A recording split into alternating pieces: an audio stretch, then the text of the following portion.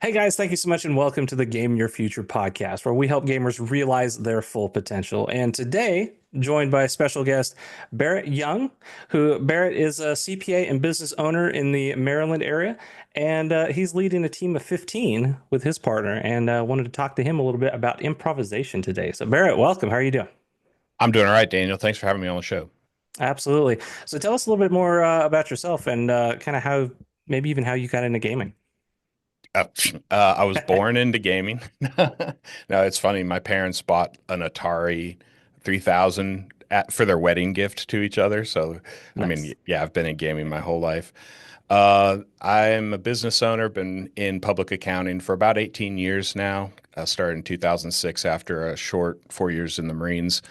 Um, Became a business owner in 2012 and then a partner here in this firm in 2017.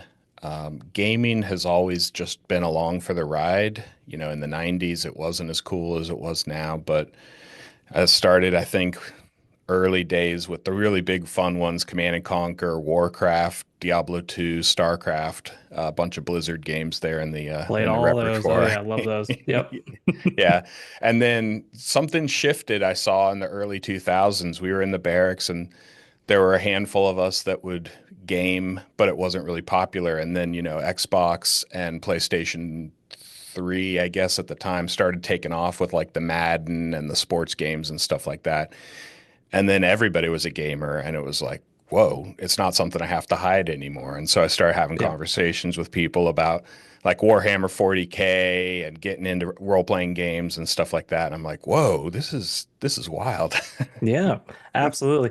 So yeah, the and I love the video gaming is such a big part of it. And then tabletop gaming.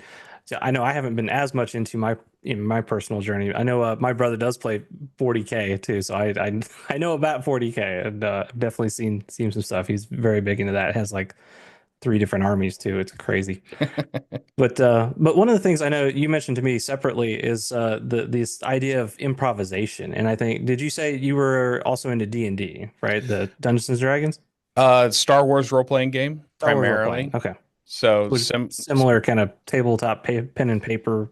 yeah, yep, that's exactly right. So same as you, I never grew up playing role-playing games. I was in my mid early 30s, I think, the first time me and my buddy were at a comic book store and we're like, we've been geeks our entire life, but this is like a gap that we've never really filled in what we understand about, geekdom.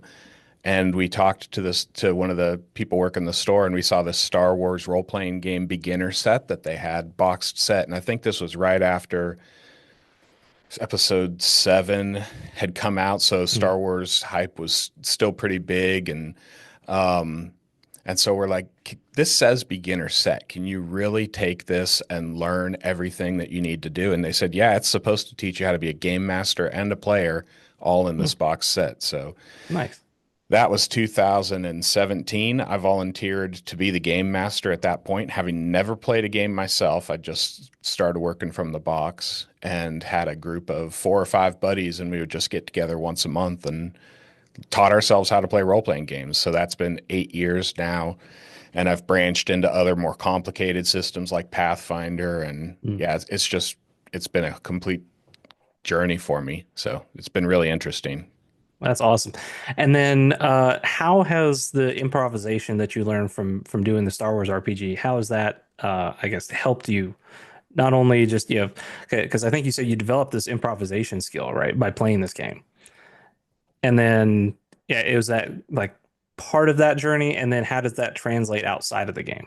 Yeah, yeah, I think that's the topic I wanted to talk about here because I've seen over the past 8 years, I've become much more confident and comfortable with high stakes conversations because Mm. of improvisation. So when I started out as game mastering, like running that first session, I found a YouTube walkthrough video that was like 4 hours long on how to run this first session. And I watched the whole thing Wow. because I was so terrified that I was not going to be able to give my players a good experience and I was going to screw up the game by doing something wrong or making the Yep. wrong call or interpreting the dice wrong or something like that.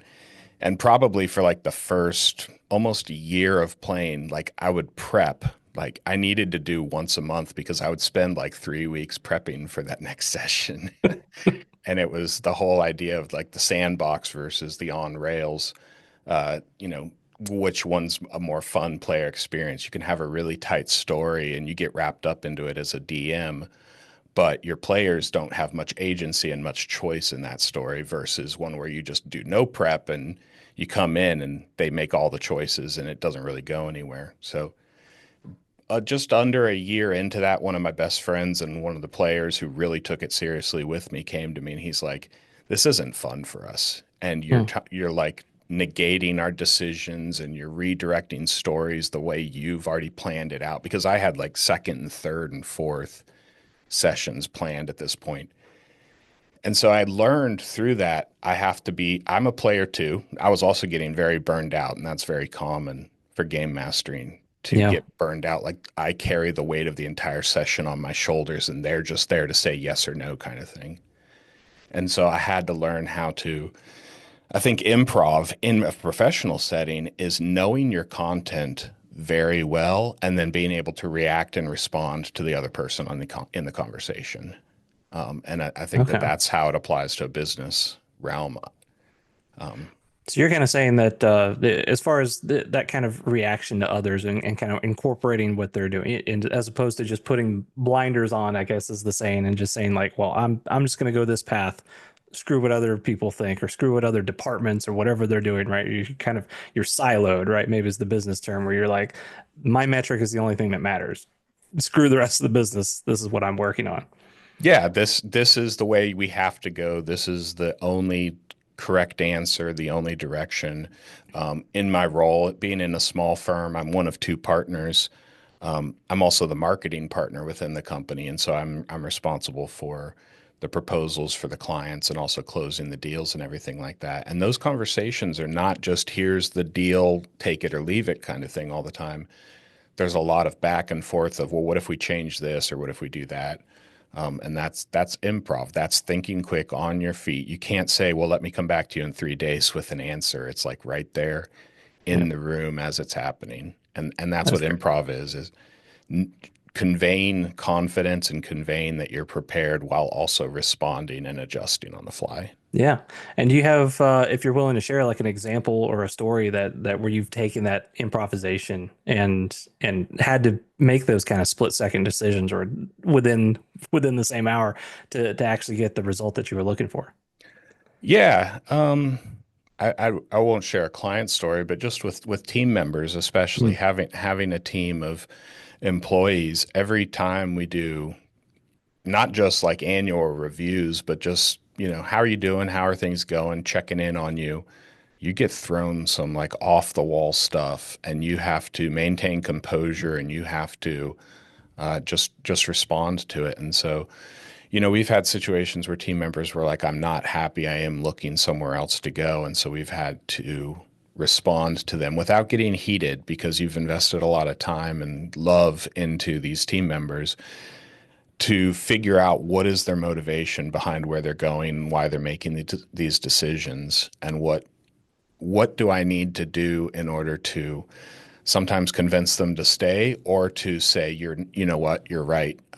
You do need to move on. This is not going to be a good fit for you. And so, yeah, those conversations just seem to happen all the Wow. time. And those are not things you can always be fully prepared for. And so you have to be responsive on the fly and not blow up and not just freak out either. When somebody says, "Hey, I need to talk to you," your heart immediately starts racing. It's like, "Can I Yeah. close the door?" It's like, "Oh no, what's going to happen?" So, yeah, just situations like that. Decision. Yeah. No, that especially when these kind of sensitive situations comes up. That's yeah. That's fantastic. So on the and maybe more on the business side, so without like specific clients, but like how is in marketing and sales, like how does this improvisation show up for and how important is it as a I'll call it like a career skill or a sales skill in that regard? Um, I think the more you do services that are outside of the standard services. So I say I'm a CPA to anybody and they assume, oh, he's going to do my taxes. He's going to do my financials. As we've developed our firm and moved away from serving everybody, and we started to serve a very specific crowd, succession planning businesses, businesses that are moving from the first to the second generation or the second to the third Mhm. generation in some cases. The that conversation is what sales is. And that's what I guess really helped me live in that role, move into that role is sales is not like extroverts walking around handing out their business card to 30 different people on a given night. Sales is talking to somebody as a real human being and figuring out what their issue is and figuring out and being confident that I have the ability to help them and to be able to solve it and not giving it away either and saying you're going to pay me for that because that's a valuable service. Yeah, absolutely. Because I definitely know some people like that are just givers, right? They just Would give, help give, for give. free. I would Yeah, do your taxes for free if I really told you the yeah, truth right. because I love doing it so much. There's people that, yeah, that's just what they love to do. It's like, well, you can get paid to do that. It's You can, and it's yeah. valuable, and there's nothing wrong with loving to do what you doing what you love and getting paid for doing it in the marketplace too. And that's where I think, at least in my personal experience too, where like I've seen that there's that divide, right? With especially with gamers, where it's like, okay, here's a hobby I love to do, and then society doesn't necessarily see that as like a huge value. So it's like, all right, well then here's my professional career, and this is where I make my money, and this is how I live. But I actually enjoy doing this over here on the gaming side, and it's like, how do we merge those two? And that's what I'm here to help share is to say and looking at you as an example to say like how have we gone from improvisation to sales skills? It's just phenomenal journey. And so just as a question too, like is this something that it just kind of occurred, or did you set out kind of more with like very intentional, like even outside of the game, to like how do I work on improvisation, or how do I work on sales, or like how much did it naturally organically flow, or how much did it like deliberate training, I guess you could say. Yeah, it's a good question. Am I drawn to the improvisational aspect of game mastering because that's who I already was coming to game mastering, or how much of it has developed since becoming a game master? I think it's a little bit of both. So I could be much more strict and on rails, and there are players that love those kinds of sessions. Um, I prefer to do minimal prep now that I've been playing the same system for 8 years. I know a lot of it like the back of my hand, and so I don't have to do more than, throw some ideas into Chat GPT for tonight's bad guy kind of thing, and then just see where it goes from there. Like I have a paragraph that we're starting with and an overall larger concept of some stuff going on in the background, and we're just gonna run with it. Um, I think for me, early in my career, and I heard you talk about this on one of your YouTube videos, seeing failure as experimentation and seeing that through the gaming lens of sometimes I can't just throw easy bad guys at my players every single time that they're able to mow through with their lightsabers and then move on because the stakes just disappear at that Yeah. stage. And it's like, what are we doing this for? Yay, we gained another, 60,000 credits. We can buy a planet at this point. It's like, that's not fun Right. for them. And so you have to Yeah. introduce complication. You have to introduce bad guys that will wipe them out. You have to steal all their money from them through some kind of thing. Um, and I think that those are the kind of I think that's how I learned in this. It's the same in business. It's not life or death. If I don't get this client, it's not the end of the world. If I do get this client, we can help them. If they decide it's not in their budget, that's okay. Then they can come back later. They can move on to somebody who is in their budget. So yeah, I think early in my career, seeing it all as experimentation just kind of gelled with what I understood of games, and it gels with how I've started to approach business at the same time. That's awesome. That's very cool. So as far as yeah, other and I guess looking at kind of the array of gamer skills, right? So like yeah, as you mentioned, like being you said like a founder of your business, right? Uh, are there other skills that you kind of look for, that you look to like a gamer to say like that's a great skill that that you can Hmm. see that you have? And I guess what kind of skills, and to tack on to that, what kind of skills do you look for when doing hiring? Um, it's not something I'm explicit with yet at this point, just Mhm. because my partner's not a gamer. I am, I'd say about a third of my company, we're all secret gamers. Like Aha. we're they're a bit younger and it's still kind of weird to understand this coming into the workforce kind of thing. So it's not something specifically. I think it is a comfort level. And so this is okay, so here's an aspect. When I was gaming and playing StarCraft on BattleNet in like 1998, I was playing with players in like South Korea and, South America and Europe and all around the world. And it would be like, well, I'm in this clan right now, and we're going to have discussions in this clan, and I'm just going to be totally comfortable with that. And I joked, I was putting together a profile for something. I'm like, I'm an introvert in real life, but online I'm an extrovert. And so I think that that's another Yep. benefit that gaming has taught me. Business is done online through Zoom.